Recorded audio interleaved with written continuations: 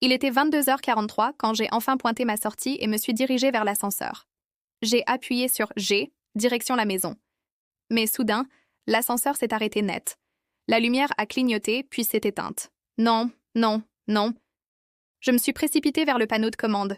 Une étincelle a jailli et tous les numéros d'étage ont disparu, sauf un, le 13. Attendez. Cet immeuble n'a même pas de 13e étage. Intriguée, j'ai appuyé. Dans un grincement, l'ascenseur a commencé à monter. Les portes se sont ouvertes sur l'espace le plus luxueux que j'ai jamais vu. Les mains en l'air, on ne bouge plus. Qui es-tu? Pourquoi t'introduis-tu chez moi? Je suis Ellie, je travaille ici. Je le jure, l'ascenseur a eu un problème. Je ne savais même pas que cet endroit existait. Il ne bougeait pas, il me scrutait simplement. Puis tout s'est mis à tourner. Mon estomac a gargouillé. Ah oui, je n'avais rien mangé de la journée. L'instant d'après, je me suis évanouie. Quand je me suis réveillée, une délicieuse odeur d'ail et de beurre flottait dans l'air. Le type était en train de cuisiner. Il bougeait avec la précision d'un chef. Un vrai rêve pour une blogueuse culinaire. Ah, tu es réveillée. Tiens, mange ça, puis pars. Une seule bouchée et les larmes me sont montées aux yeux.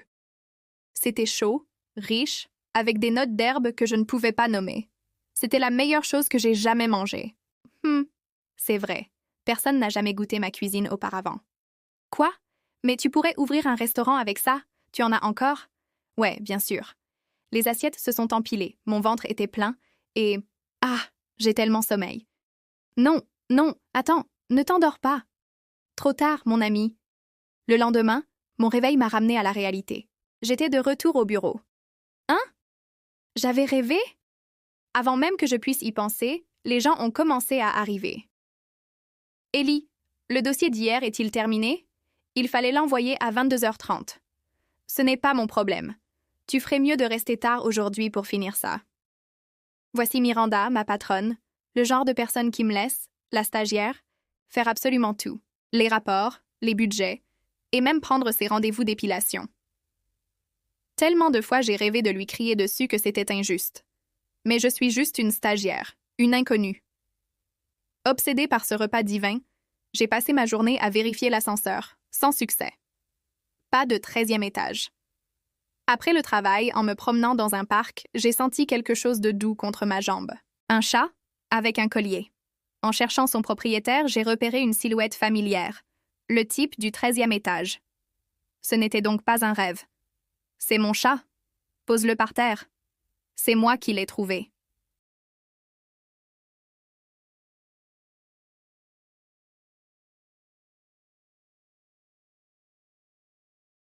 Très bien, je cuisinerai, mais c'est toi qui feras les courses. Il s'appelait Cass et il était propriétaire de tout l'immeuble. Il était si asocial qu'il avait littéralement effacé son penthouse des plans. Mais j'avais maintenant une carte spéciale pour y accéder. Honnêtement, sa cuisine m'a transformée. J'avais plus d'énergie, j'étais plus positive. Je voulais lui rendre l'appareil. Un jour, en fouillant sa collection de vinyles, j'ai découvert qu'il était fan de Billie Eilish, comme moi. Je lui ai raconté mon expérience en concert, et il m'a avoué qu'il avait toujours voulu y aller, mais que la foule l'effrayait. Je lui ai donc suggéré de commencer petit, faire les courses ensemble. Il était nerveux, méfiant, mais il a tenu bon. L'étape suivante a été de m'apporter mon déjeuner au bureau. Un jour, il est tombé sur Miranda et ses amis, qui l'ont encerclé comme des requins. Je me suis retenue, il devait affronter ça seul. Je suis venue apporter son déjeuner à Ellie. Tout le couloir s'est figé. Il a tenu bon et s'est dirigé vers moi. J'étais si fière de lui. Un autre jour, j'ai dû annuler notre déjeuner pour une réunion client importante. Miranda était en retard. J'ai pris les devants et j'ai mené la présentation moi-même. Et j'ai réussi. L'accord était pratiquement signé quand elle est arrivée. Plus tard, au restaurant, le propriétaire, M. Han, m'a annoncé qu'il allait devoir fermer. C'est alors que j'ai vu Cass, le visage collé à la vitre, me regardant comme si je l'avais trompé avec la nourriture de quelqu'un d'autre. Je l'ai fait entrer et l'ai présenté à M. Han, qui a tout de suite compris sa timidité. Quelques jours plus tard, j'ai reçu un SMS. Nouveau point de livraison derrière le restaurant. Le vieux restaurant était bondé. Et là, j'ai vu Cass, en tablier, me tendant mon déjeuner avec un sourire. Surprise, j'ai acheté cet établissement.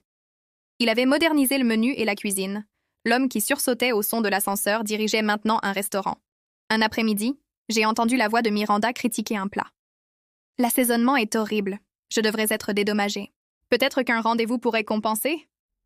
J'ai explosé.